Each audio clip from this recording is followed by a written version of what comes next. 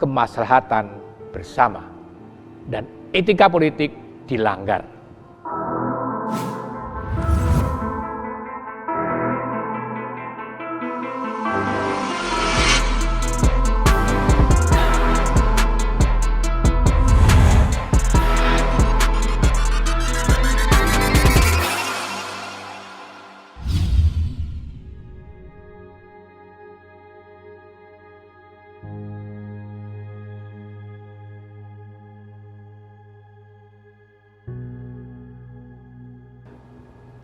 Salam kredensial. Kali ini kredensial akan mengangkat tema laku politik Jokowi.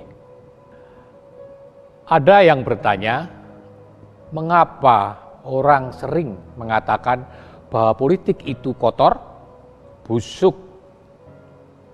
Tidak bisa disalahkan kalau ada yang anggapan seperti itu. Apalagi sekarang ini, dunia politik dijadikan panggung pertikaian, perebutan kebenaran yang disajikan lewat hujatan, fitnah, kebohongan, intrik, tuduhan, playing victim, dan juga kegaduhan yang tidak penting. Dunia politik seakan hanya berkaitan dengan perebutan kekuasaan saja. Pemilu masih tahun 2024, tetapi mereka yang bernafsu untuk berkuasa sudah mulai ancang-ancang, bahkan sudah mulai bermain. Survei-survei politik sudah dilakukan. Siapa yang unggul dalam survei? Tergantung siapa yang melakukan survei. Padahal yang diunggulkan boleh dikatakan saat ini karyanya juga belum begitu bagus, bahkan mungkin jeblok. Tiba-tiba mungkin si perancang mengatakan, tidak tiba-tiba, muncul tudingan ada upaya agar Presiden Jokowi berkuasa 3 periode. Panggung pun rame, istana bereaksi. Jokowi menjelaskan dan menegaskan, tak ada niat untuk menjadi presiden 3 periode. Si perancang dan si pelempar isu mungkin tertawa-tawa atau mesam-mesem menyaksikan gempa bumi kecil itu. Geger dalam tubuh Partai Demokrat masih berlanjut, makin seru karena kuasa hukum sudah ikut berbicara. Mereka yang tahu sejarah partai juga ikut bicara. Seramai reaksi dan tanggapan terhadap rencana impor beras dan garam. Hiruk-pikuk politik yang dangkal, menjemukan, dan bahkan menjengkelkan, sampai tidak ada hubungannya dengan masalah yang diakibatkan pandemi COVID-19 dan mendesak untuk diatasi.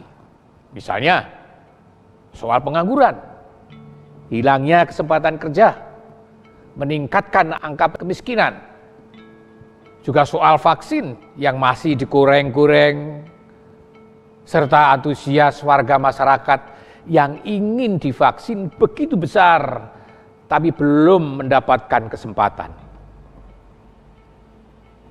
Iya, politik menjadi kotor atau pembusukan politik terjadi ketika kinerja kekuasaan tidak lagi mempunyai kaitan dengan pencapaian kesejahteraan bersama. Atau dalam bahasa populernya, bonum comune, kemaslahatan bersama. Dan etika politik dilanggar.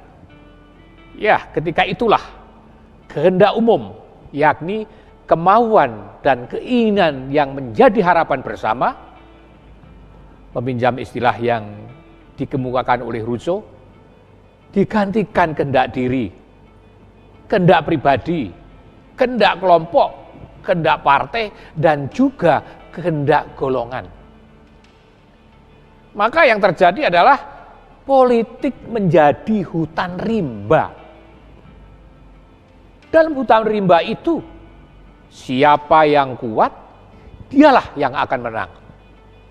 Siapa yang berteriak lantang, bahkan paling lantang, meski belum tentu benar dan biasanya tidak benar, dialah yang mendapat panggung, meskipun belum tentu menang. Hutan rimba politik seperti itu mencerminkan kehidupan politik menjadi busuk, kotor, dan berlumuran dosa.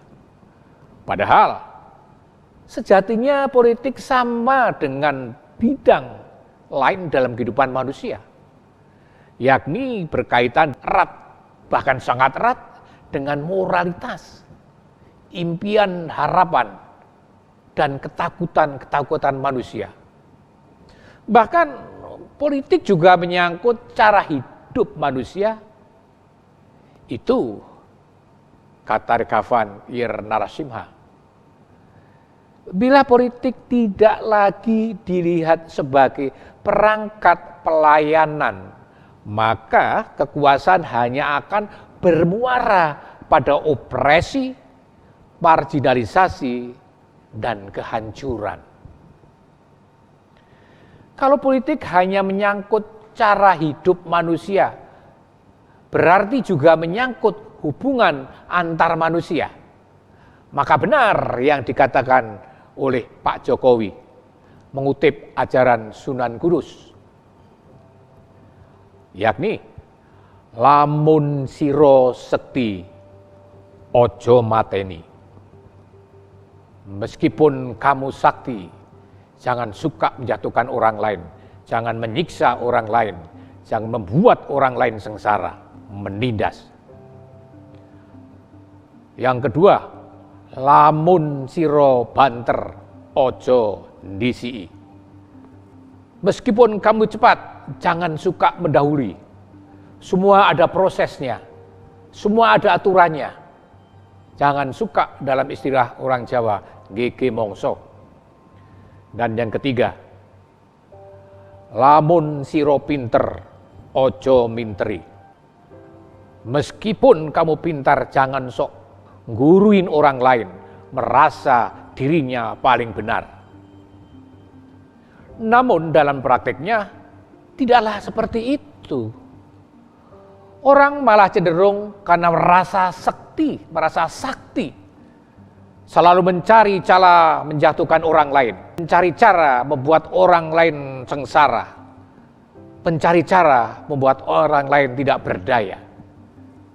Demikian pula karena merasa pinter, lantas suka minteri orang lain, sok jagoan, atau merasa memang pinter, lantas suka pamer kepinteran dengan menganggap orang lain dungu, tidak pantas megang posisi tertentu, dan bicara semaunya, seturut kehendak hatinya sendiri, tanpa mempertimbangkan orang lain.